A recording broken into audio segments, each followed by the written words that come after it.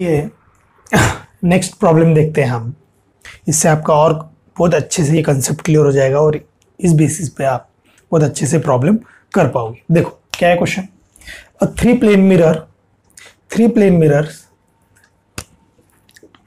kept such that first plane mirror in xy plane, first plane mirror in xy plane, second in yz plane and third in xz plane। xy plane मतलब ये x और ये y, ये ऐसा बराबर है ना।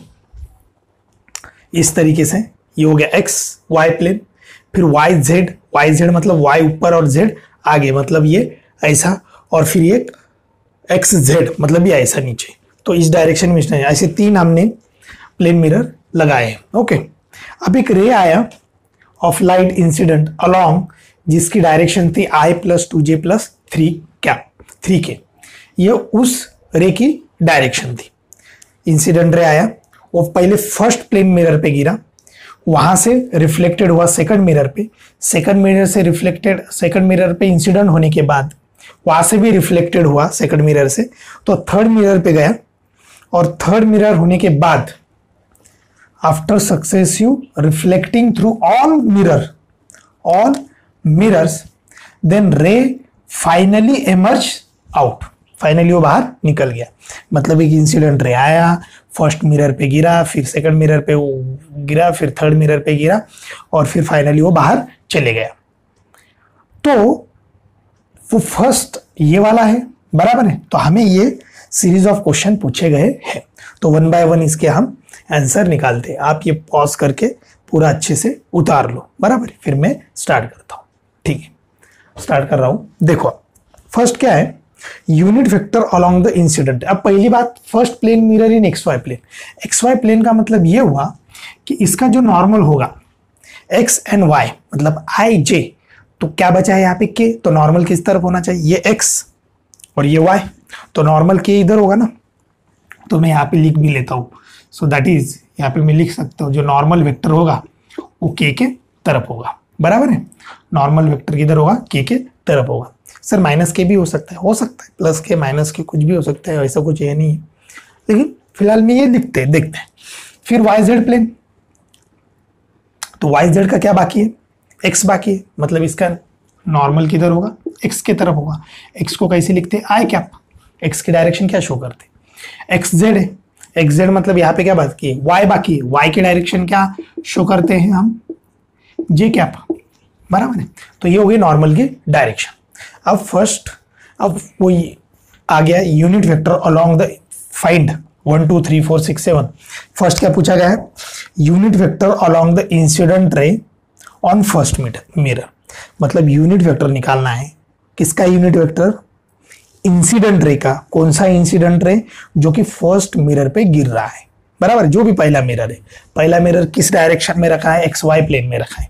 इसका मतलब इस पे जो भी इंसिडेंट रे गिरेगा वो फर्स्ट यही रहेगा, बराबर है ना। I + 2j + 3k, ये हो गया इंसिडेंट रे फर्स्ट मिरर पे, क्योंकि यही फर्स्ट आ रहा है ना। और इसका यूनिट वेक्टर निकालना है, unit vector along this vector. तो कैसा निकालते हैं यूनिट वेक्टर, बहुत सिंपल है ना। तो उसको कैसे निकालते हैं इंसिडेंट, ये इसका आंसर क्या आ जाएगा कि ये as it is I cap + 2j cap + k cap divided by इसका मैग्नीट्यूड। इसका मैग्नीट्यूड कितना है, 1 का स्क्वायर, 2 का स्क्वायर, 3 का स्क्वायर, अंडर रूट। तो 1 का स्क्वायर कितना है, 1 + 4 + 9, बराबर है ना। तो ये होना चाहिए। तो क्या आ जाएगा फिर ये कि 1 + 4 + 9 मतलब कितना आ जाएगा वो, अंडर रूट 14, बराबर है। ये समझ में है आपको। तो ये हो गया पहले का आंसर। दूसरे का आंसर देखो, unit vector along the reflected रे फ्रॉम द फर्स्ट मिरर। अब फर्स्ट मिरर पे इंसिडेंट रे हो रहा है, अब वहां से क्या हो गया, वो रिफ्लेक्टेड रे हो गया। अब मान लो ये फर्स्ट मिरर XY प्लेन में, मतलब ये x और ये y, तो यहाँ पे ये इंसिडेंट रे यहाँ से रिफ्लेक्ट हो जाएगा।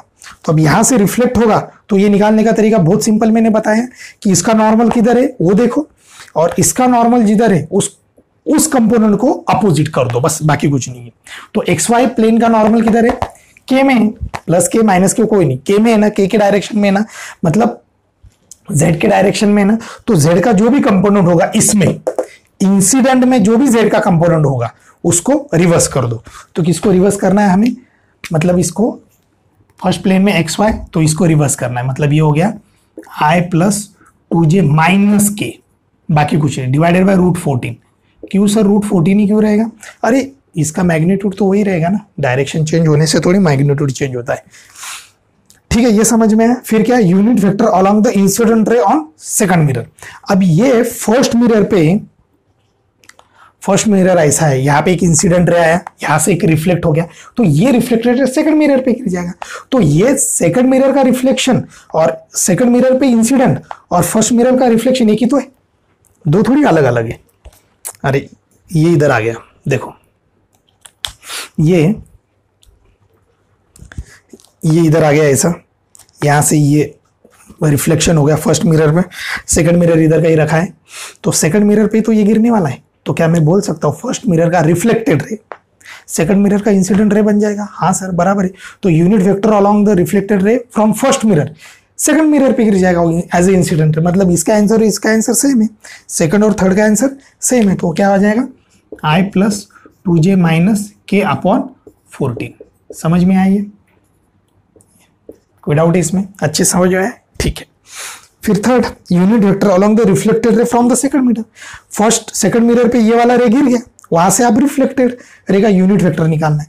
तो यूनिट वेक्टर निकालने का तरीका क्या है, पहले रिफ्लेक्टेड रे कहां से रिफ्लेक्ट हुआ है, सेकंड मिरर। सेकंड मिरर कहां पे आता है, YZ प्लेन में। YZ प्लेन मतलब ये Y और ये Z, मतलब ये ऐसा, तो इसका नॉर्मल I के तरफ रहेगा, बराबर है, I के तरफ रहेगा। तो इंसिडेंट रे का I वाला कंपोनेंट ही रिवर्स कर दो, बाकी कुछ नहीं, बाकी जैसे के वैसा रखो, मतलब I इधर पॉजिटिव तो इधर क्या आ जाएगा, I क्या आ जाएगा इधर निगेटिव, बाकी कुछ चेंज नहीं करना है। बाकी तो 2j एज इट इज, और बाकी ये गिरा है उस पे, ये वाला नहीं गिरा है उस पे, ये वाला नहीं गिरा है, तो ये वाला इंसिडेंट रे इसका ही अपोजिट, सिर्फ I का कंपोनेंट अपोजिट, बाकी एज इट इज। तो माइनस के एज इट इज अपॉन √14। 14 क्यों आ रहा है भाई हमेशा, क्योंकि डिवाइडेड बाय मैग्नीट्यूड करना पड़ेगा। -1 का स्क्वायर +1 +2 का स्क्वायर 4, और यहाँ पे एक्चुअली ये 3 होना चाहिए, यहाँ पे सॉरी मैं यहाँ पे भूल गया, दिस इज 3k, बराबर है। यहाँ पे भी क्या होना चाहिए 3k, यहाँ पे भी क्या होना चाहिए 3k, और यहाँ पे भी क्या रहेगा फिर 3k। तो 9 का स्क्वायर 2 का स्क्वायर एंड -3 का स्क्वायर 9, 2 का स्क्वायर 4 और 1 का -1 का स्क्वायर 1, 1 प्लस 4 और ये कितना आ जाएगा 14, तो √14। समझ में आया? ये माइनस माइनस का फंडा समझ में आ रहा है? यस, क्योंकि सिंपल है और कुछ नहीं उसमें। थर्ड क्या है, unit vector along the incident ray on third mirror. अब फर्स्ट मिरर पे आया, फिर रिफ्लेक्ट हुआ, सेकंड मिरर पे गया, फिर सेकंड मिरर से फिर से रिफ्लेक्ट हुआ और वो थर्ड मिरर पे गया। जो सेकंड मिरर का रिफ्लेक्टेड है वो थर्ड मिरर का इंसिडेंट हो जाएगा ना। से unit vector along the reflected रे from the second mirror. Second mirror का रिफ्लेक्शन किस पे गिरने वाला है, वो रे किधर जाने वाला है, थर्ड मिरर पे जाने वाला है। तो ये जो है वही थर्ड मिरर का है, तो मतलब इसका आंसर वही रहेगा, बराबर है। तो क्या आएगा ये -i plus 2j minus 3k upon √14। समझ में अच्छे से, यूनिट वेक्टर निकाल रहा हूँ इसलिए वो नीचे मैग्नीट्यूड करना जरूरी है। Last, unit vector along the emerging रे। जो बाहर इमर्जेंट रे, जो बाहर निकल रहा है, बाहर कहां से निकलेगा, थर्ड मिरर से।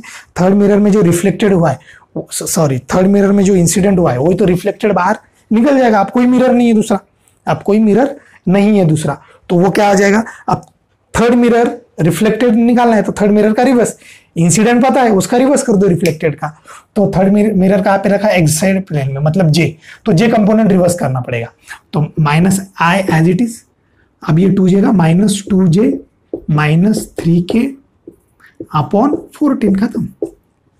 समझ में? ये ऐसे ही ऑप्शन होंगे आपको, या ऐसे ही ऑप्शन होंगे, माइनस प्लस में कंफ्यूजन होगा, तो वो आपको अच्छे से समझना है। तो लास्ट में जब वो एमर्ज आउट निकल रहा है, बाहर निकल रहा है, तो सभी निगेटिव हो गए, ठीक है। अब पूछा है angle between incident ray and final emergent रे, मतलब जो पहले आया था फर्स्ट मिरर पे और जो दूसरा बाहर जा रहा है एकदम बाहर, वो दोनों में, मतलब ये एक ऐसा आया होगा और एक कुछ ऐसा गया होगा, तो दोनों में एंगल कितना, दोनों में एंगल कितना। तो एंगल कैसे निकालेंगे, सिंपल। फर्स्ट पता है क्या हमें, हाँ सर, फर्स्ट ये आया था, फर्स्ट जो इंसिडेंट रे था, इंसिडेंट रे फर्स्ट वाला फर्स्ट टाइम वो ये आया था, वो कितना था, i plus 2j plus 3k इतना था, बराबर है। और कोई डाउट है? ये यूनिट यही था वो, मतलब ये था वो unit vector along the incident ray. ये अगर उसका मैं यूनिट वेक्टर बोलूं तो कितना था, √14, बराबर है ना। अगर वो उसका यूनिट वेक्टर की बात करूं, ये आया था। बाहर कौन सा गया, एमर्जेंट, बाहर कौन सा गया, एमर्जेंट रे, बाहर ये वाला रे गया। अब इसको माइनस कॉमन ले लेता हूं, माइनस, तो अंदर आएगा i plus 2j plus 3k upon 14, बराबर है। माइनस कॉमन ले लिया मैंने। अब ये इंसिडेंट रे और ये इमर्जेंट रे का एंगल पूछ रहे, बहुत सिंपल है। ये क्या है और ये सेम ही तो है, दोनों सेम ही है सर, सिर्फ निगेटिव डायरेक्शन है। अगर वेक्टर में निगेटिव डायरेक्शन है मतलब एक वेक्टर इधर है और यही वेक्टर अगर इधर करना है तो निगेटिव डायरेक्शन, मतलब दोनों में एंगल कितना, 180 डिग्री। इसका मतलब कितना एंगल आ जाएगा, 180 डिग्री। कि incident ray and reflected ray मतलब इमर्जिंग रे में अगर एंगल किसी ने पूछा तो 180 डिग्री में, जैसा आया था वैसा ही वो बैक जा रहा है, बराबर है ना। ग्रेजिंग टाइप का, लेकिन ग्रेजिंग के लिए देखो, ग्रेजिंग हमने पढ़ा था, जस्ट टच हो रहा है और सीधा सीधा चले जा रहा है, बराबर है ना। तो ये नहीं ग्रेजिंग नहीं, वो अपना नॉर्मल इंसिडेंस, नॉर्मल इंसिडेंस में क्या हुआ था, या ऐसा आया था और फिर से रिटर्न हुआ था, उस टाइप का ही आ रहा है 180 डिग्री मतलब, बराबर है ना। तो दोनों में एंगल कितना है, 180 डिग्री। समझ में आया, कोई डाउट है इसमें? 180 डिग्री मतलब ये ऐसा आया, सॉरी ये ऐसा आया और ऐसा ही वापस चले जा रहा है, बराबर है। या ये ऐसा यूपर आ रहा है, ऐसे ही नीचे जा रहा है, तो दोनों में एंगल कितना हो गया, टर्न कितना हो गया, 180 डिग्री। मतलब ये नॉर्मल इंसिडेंस है। लेकिन नॉर्मल इंसिडेंस के लिए हमने एक मिरर के जगह क्या यूज किया, 3 मिरर यूज किए। ये नॉर्मल इंसिडेंस नहीं दे रहा था, ये कुछ आड़ा टेढ़ा था, तो 3 मिरर यूज करके इसको नॉर्मल इंसिडेंस ऐसा स्पेशल केस हमने बनाया। समझ में है आपको? कोई डाउट है इसमें? ये बहुत इंपॉर्टेंट है, ये इसलिए इंपॉर्टेंट कि ये कंसेप्ट बिल्डअप के लिए बहुत अच्छा है। और जो छोटे छोटे प्रॉब्लम्स होते हैं नीट लेवल के या जेईई मेन लेवल के थोड़े से डिफिकल्ट प्रॉब्लम, वो अगर ये कंसेप्ट क्लियर है आपके तो आसानी से सवाल बन जाएंगे। समझ में आइए, कोई डाउट है इसमें? अब बस ये पॉज कर लो स्क्रीन और आप लिख सकते हो। प्रॉब्लम देखते हैं। ये थोड़ा सा प्रॉब्लम जेईई मेन के लेवल का है, नीट वाले बच्चे इसको थोड़ा सा बस 1 गो में समझ ले, फास्ट, जरूरी नहीं उनके लिए, लेकिन समझना, बस समझे तो अच्छी बात है, बराबर है। तो बस लास्ट अभी एक प्रॉब्लम और एक प्रॉब्लम लेंगे जो नीट में आया है। ओके, अब देखो क्या पूछा है, find a unit vector along the reflected रे, find a unit vector along the reflected रे in terms of normal and incident ray. मतलब हमें पता है कि इंसिडेंट रे होता है, एक नॉर्मल होता है, एक रिफ्लेक्टेड रे होता है। इन तीनों का रिलेशन पूछा है और रिलेशन कैसा है, इस टाइप का है। ये रिफ्लेक्टेड रे का यूनिट वेक्टर, इंसिडेंट रे का यूनिट वेक्टर, इंसिडेंट रे का यूनिट वेक्टर, नॉर्मल का यूनिट वेक्टर। आपको यूनिट वेक्टर और वो अच्छे से पता है।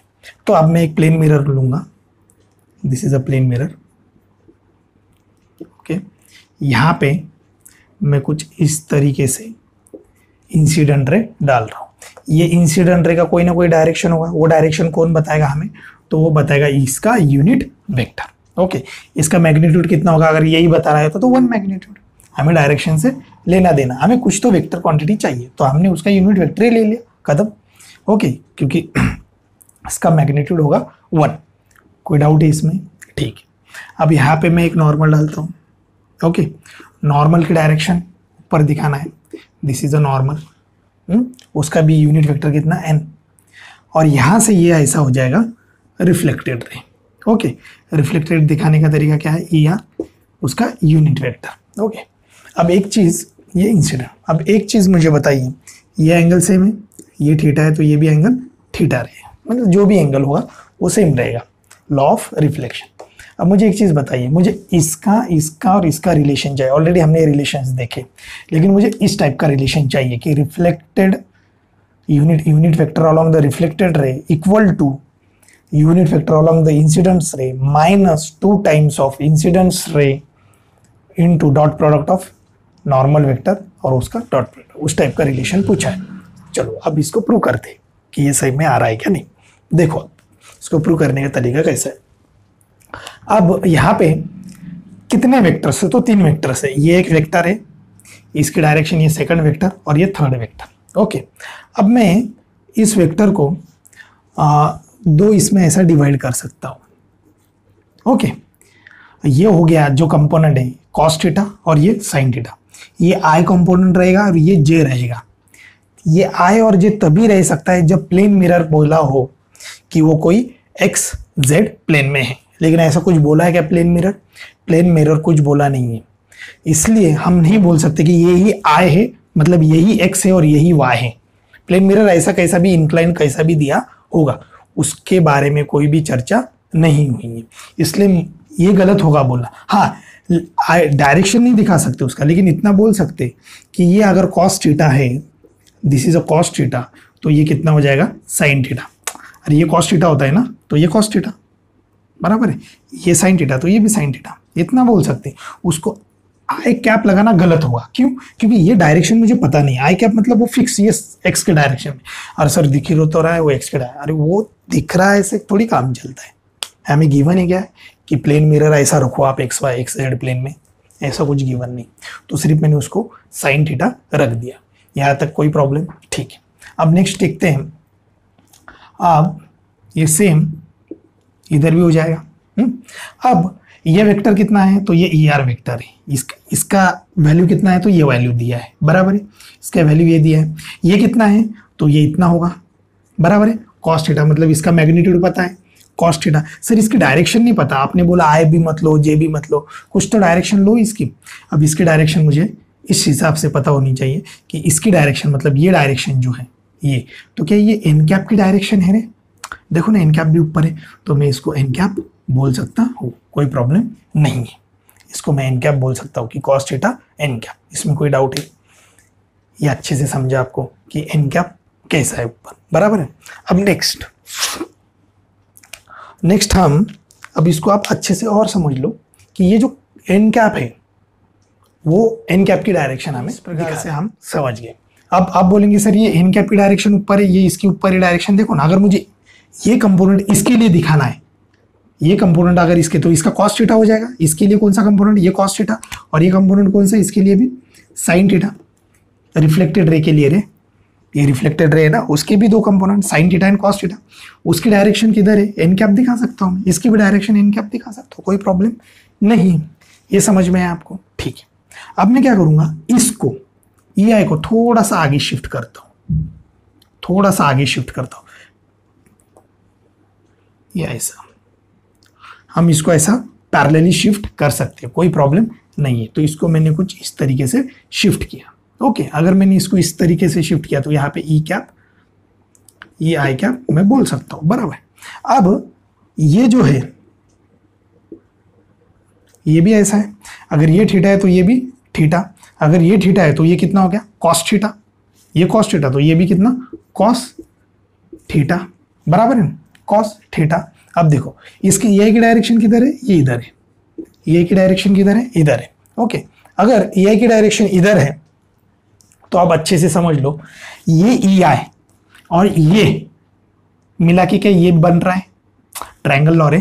ट्रायंगल लॉ में क्या होता है, अगर ये ए है और ये बी है, ओके, और ये एक सी है, तो यहां से मैं बोल सकता हूं A vector plus B vector is equal to C vector, ऐसा बोल सकता हूँ। A vector plus B vector is equal to C vector. देखो ये टेल यहाँ से स्टार्ट हुआ ए वेक्टर, फिर बी वेक्टर, और फिर ये दोनों मिला के सी तो बन ही रहा है ना वेक्टर में, तो ऐसा मैं बोल सकता हूँ। तो इसी बेसिस पे इसकी भी डायरेक्शन में एन कैप ले रहा हूँ, ओके, क्योंकि ये ऐसा मुझे दिखाना है, मुझे ऐसा दिखाना है। तो अब देखो मुझे रिलेशन मिल गया, जो चाहिए वो रिलेशन मिल गया, क्या नहीं देखते। तो ई आर ये कितना है, ई आर ये कितना है, ई आर वेक्टर, तो मैं यहाँ पे लिखता हूँ E R vector equal to ये is equal to this E I, बराबर है, plus is equal to this ये, बराबर है। ये कितना है कॉस थीटा एन कैप, और ये कॉस थीटा एन कैप, मतलब 2 cos theta N cap. Very good, क्या हमें रिलेशन मिल गया, E R yes, E I S, plus minus नहीं, 2i ये नहीं, कॉस थीटा नहीं चाहिए हमें, थीटा के बारे में पूछा ही नहीं है, हमें कॉस थीटा क्यों चाहिए, पता ही नहीं, बस पता है कि इंसिडेंट रे आ रही है, उसने ये थोड़ी बोला कि थीटा इतने पे आ रही है। इसका मतलब थीटा का कोई रिलेशन हमें नहीं चाहिए, तो थीटा वहां से हमें निकालना है। अब थीटा अगर निकालना है, थीटा अगर हमें निकालना है तो क्या मैं बोल सकता हूँ उसको थोड़ा सा हम क्या बोलते हैं उसको मॉडिफाई करेंगे कि कॉस थीटा की ऐसी कुछ वैल्यू लाएंगे कि वो वहां से निकल जाए और उसकी इन टर्म्स ऑफ ये तीनों कंपोनेंट में से जो भी वैल्यू आएगी वो डाल देंगे, बराबर। अब देखो उसके लिए सिंपल हम क्या करते हैं, ई आई डॉट एन कैप इसको निकालते हैं, क्योंकि इसमें कॉस थीटा आ जाएगा। देखो मतलब कॉस का कंपोनेंट आ जाएगा। देखो ई आई डॉट एन मतलब क्या, ये ई आई, ये ई आई और ये एन, बराबर है। तो इसको लिखने का तरीका क्या है, डॉट को ई आई कैप फिर N vector magnitude, magnitude cos of angle between two vectors, angle between, तो ये ई आई और ये एन कैप कितना एंगल है, ये वाला एंगल है, हाँ ये वाला नहीं, मैंने बोला था पहले कि इसका एंगल कैसे मैच, ये मिला के ये कितना एंगल हो गया, ये बताइए। ये पूरा मिला के कितना होता है पाई, मतलब 180 डिग्री।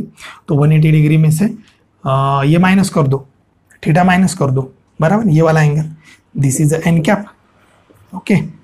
और ये तो थीटा है ही, तो ये कितना हो जाएगा 180 माइनस थीटा, तो ये हो गया 180 माइनस थीटा, समझ गया अच्छे से। अब ई आई कैप की वैल्यू कितनी है, तो 1 है। इसका मैग्नीट्यूड मैंने पहले बोला था, इसका मैग्नीट्यूड कितना है 1 है, इसकी डायरेक्शन ये है लेकिन मैग्नीट्यूड कितना है 1 है। एन कैप का भी मैग्नीट्यूड कितना है 1 है।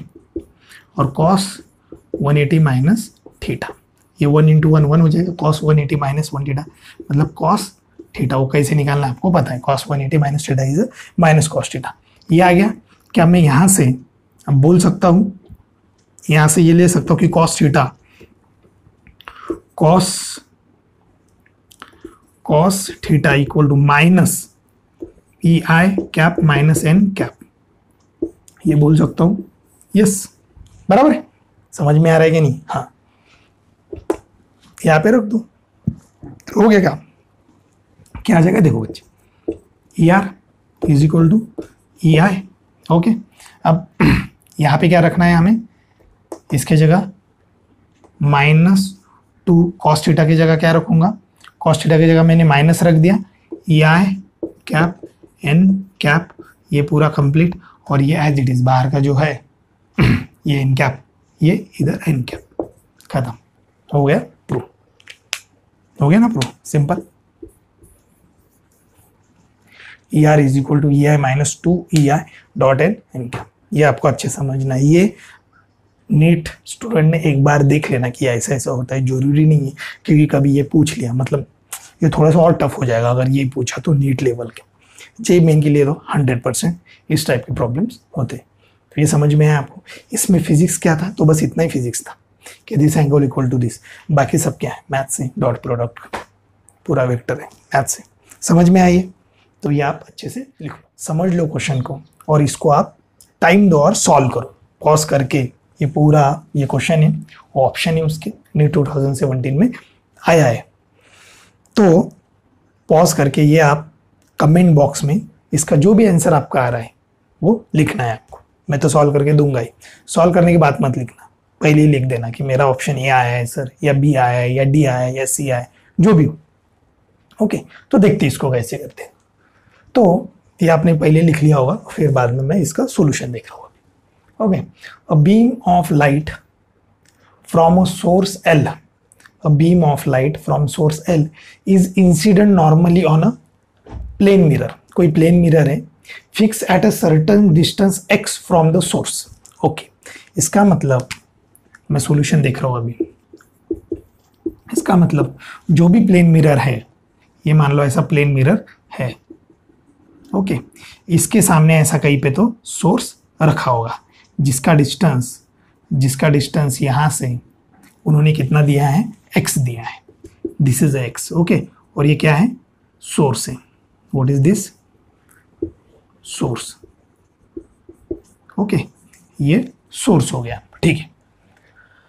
The beam is reflected back, sorry, from the source, यहाँ पे खत्म, ओके। अब यहाँ पे एक चीज बहुत अच्छी चीज बोली, L is incident normally, normally मतलब इस तरीके से वो इस पे आ रहा है, बराबर है ना। तो ये हो गया इंसिडेंट रे, बराबर है। और नॉर्मली है मतलब ये प्लेन मिरर, तो ये फिर से रिफ्लेक्ट बैक होगा नॉर्मल केस में। अब उन्होंने क्या किया, ये हो गया एक नॉर्मली, अब क्या किया उन्होंने, the beam is reflected back, the beam is reflected back as a spot on a scale, कोई स्केल रखी है, placed just above the source L, मतलब उन्होंने पहले क्या बोला, beam of light L from the source L, कोई ऐसे हमने यहाँ पे ऐसी स्केल रखी है, ओके, दिस इज एल, ये कोई ऐसे यहाँ पे स्केल रखी, ओके। तो the beam is reflected back as a spot on a scale पे place just above the source L के ऊपर, मतलब ये सोर्स है इसके ऊपर, when, it's very important, when the mirror is rotated through a small angle theta, the spot of light is found to move through a distance y on a scale, मतलब जब मैं इस मिरर को ऐसा tilt करूँ आप, तो ये यहां से तो आएगा लेकिन रिफ्लेक्शन चेंज हो जाएगा। तो यहां से अब मैं ये मिरर की नेक्स्ट पोजीशन ले रहा हूं, okay, this is a new position of mirror की ये न्यू पोजीशन। तो कितना एंगल ये हमने किया इसको, थीटा, मतलब ये अब ये प्लेन मिरर इस तरीके से हो गया, ओके, थीटा एंगल, इसको हमने इसको ये बोल रहा है वैसे किया। तो अब जैसे किया तो अब ये प्लेन मिरर ऐसा हो गया, इसका नॉर्मल तो ये होगा। अब यहां से कोई रे आएगी, तो अब वो कुछ इधर जाएगी ना रे, है ना, मतलब अब स्पॉट, उन्होंने क्या बोला है, अ spot on a scale placed just above the source L when the mirror is rotate, मतलब स्पॉट कहीं यहाँ पे दिख रहा है, ओके। और वो spot a small angle theta, the spot of the light is found to move through a distance y, मतलब पहले यहाँ पे था नॉर्मल केस में, थोड़ा सा टिल्ट करने के बाद स्पॉट के यहाँ पे चले गया, तो ये डिस्टेंस कितना है, y। कोई डाउट इसमें, अच्छे समझ में आए, ओके। अब क्या करेंगे, अब क्या पूछा है कि जो एंगल थीटा है, समझो अच्छे से, जो एंगल थीटा है उसका रिलेशन और ये y और x का रिलेशन, मतलब नॉर्मल केस में ये सोर्स रखा, ये रिटर्न आ गया, इसको थोड़ा सा रिफ्लेक्ट किया तो ये रिफ्लेक्शन इधर गया, इंसिडेंट रे, रिफ्लेक्टेड रे, क्यों सर, आपने टिल्ट किया ना एंगल, पहले ऐसा था अब ऐसा हो गया, तो इसका रिफ्लेक्शन भी तो चेंज होगा, बराबर है। अब रिफ्लेक्शन के साथ नॉर्मल भी चेंज होगा, क्योंकि नॉर्मल ये है, ये नॉर्मल है, जब भी मैं प्लेन मिरर को चेंज करूँ तो नॉर्मल इधर ये चेंज हो रहा है ना, बराबर है, मतलब ये एंगल 90 डिग्री होना चाहिए। तो अब यहां से मैं नॉर्मल निकालता हूं, नॉर्मल ऑफ दिस न्यू, उसका नॉर्मल कुछ इस तरीके से आएगा, बराबर है, this is a normal to the plane mirror. अब हमें पता है कि कोई भी इंसिडेंट रे जब नॉर्मल को ऐसी टकराएगी इंसिडेंट रे, तो वो बराबर इधर जाएगी, और ये एंगल सेम होगा, तो कोई भी रे ऐसी जाएगी तो ये इधर जाएगी, तो नॉर्मल का जो भी एंगल है, मतलब ये angle and this angle must be same. कोई डाउट इसमें? अब देखो, पहले प्लेन मिरर कुछ इस तरीके से था, तो नॉर्मल ऐसा था, प्लेन मिरर कैसा था, इस तरीके से था, तो नॉर्मल ऐसा था। अब प्लेन मिरर जितना शिफ्ट होगा वैसा भी तो इसका नॉर्मल शिफ्ट होगा, मतलब प्लेन मिरर पहले ऐसा था तो नॉर्मल ऐसा था, बराबर। अब देखो प्लेन मिरर ऐसा होगा तो जितना प्लेन मिरर शिफ्ट करोगे उसका नॉर्मल भी तो शिफ्ट होगा, तो नॉर्मल कितना शिफ्ट होगा, थीटा। अगर ये थीटा है तो ये एंगल ऑफ इंसिडेंस हो गया, ये भी तो थीटा रहेगा, दोनों एंगल सेम, क्योंकि this is a incident ray और this is a reflected ray. यहाँ पे स्पॉट बन रहा है जो ऐसा प्रॉब्लम में गिवन है। बस खत्म हो गया प्रॉब्लम खत्म। क्या करेंगे अब पता चल गया ये एंगल दोनों का बीच में का एंगल, इंसिडेंट और रिफ्लेक्टेड का एंगल कितना, ये थीटा तो 2 थीटा। अगर मैं ऐसा करता हूँ तो ये 2 थीटा, तो यहाँ से क्या मैं डायरेक्ट बोल सकता हूँ, अगर मतलब ये इंक्लाइन प्लेन का है, इसके और भी प्रॉब्लम हम लेंगे कि जब थीटा एंगल आ जाता है, मतलब कोई भी प्लेन मिरर अगर शिफ्ट होता है तो उसमें जो शिफ्टिंग होता है, इंसिडेंट रे में जो शिफ्टिंग होता है वो 2 थीटा होता है। इतना आपको याद रखना, ये मैं और भी प्रॉब्लम इसकी लूंगा। तो ये प्रॉब्लम आपको समझ में आए, तो यहाँ से मैं बोल सकता हूँ tan ये कितना एंगल है, 2 theta, tan 2 theta is equal to opposite side y upon X, Y upon X, tan two theta is Y upon X. लेकिन थीटा इज वेरी स्मॉल, अगर थीटा स्मॉल होता है तो हमें पता है tan theta two theta is almost equal to theta के बराबर होता है। वेन स्मॉल एंगल के लिए sine theta approximately equal to theta, tan theta is approximately equal to theta. तो वैसे ही अगर थीटा स्मॉल है तो tan theta is approximately two theta. तो यहाँ से मैं two theta is equal to Y upon X, तो थीटा की वैल्यू कितनी आ गई, Y upon two X, theta is equal to Y upon two X. ये हम लेने ये एक्चुअली स्पेशल केस, ये इंक्लाइन प्लेन जब शिफ्ट करते हैं तो मिरर का स्पॉट कैसे चेंज होता है वो तो हम देखने वाले ही। तो ये समझ में है आपको, this is a neat problem, तो ये अच्छे से आप लिख लो।